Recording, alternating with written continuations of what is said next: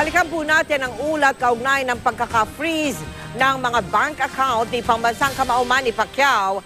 Ang sabi po ng Court of Tax Appeals o CTA, hindi sila kundi ang Bureau of Internal Revenue o BIR ang nagpa-freeze sa mga bank account ni Pacquiao. Nauna na iginiit ang kampo ni Pacquiao na walang basihan daw ang paniningil sa kanila ng mahigit 2 bilyong pisong buwis ng BIR. Nakatutok si Mariz Umali. Habang dinidinig pa sa Court of Tax Appeals ang protesta ni Congressman Manny Pacquiao sa sinisingil sa kanyang 2.2 billion pesos na buwis, ipinatupad na ng BIR ang inilabas nitong warrant of garnishment at pina-freeze ang mga bank accounts at ari-arian ng Pambansang Kamao. Layo ng BIR maiwasang magamit o madispose ng pera sa bangko habang sumasailalim sa trial.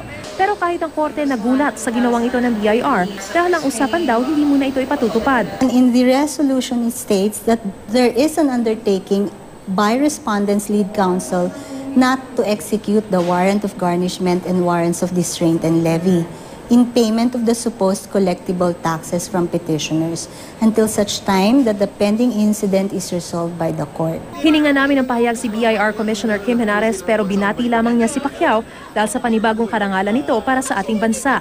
Hindi ko pa nababasa yung Court of Tax Appeal decision kaya wala akong masasabi tungkol doon. Naririnig ko lang sa press. Maging si Finance Secretary Cesar Purisima na nangangasiwa sa BIR, tumanggi magsalita. I want to congratulate him. Great victory for the Philippines and for Manny Pacquiao. Si Pacquiao may sinasabing baka may kinalaman sa politika ang nangyayari sa kanya ngayon. Pero sa isang text message ni Secretary Herminio Coloma Jr., sinabi niyang hindi raw nila agenda ang mangharas. Ano man daw ang aksyon ng CTA ay base sa Internal Revenue Code. Maaari naman daw mag-avail ang sino man ang kaukulang legal na hakbang. Nauna nang sinabi ni Pacquiao na walang basehan ang paniningil sa kanya ng 2.2 billion pesos na buwis para sa kanyang kinita sa kanyang mga laban noong 2008 at 2009.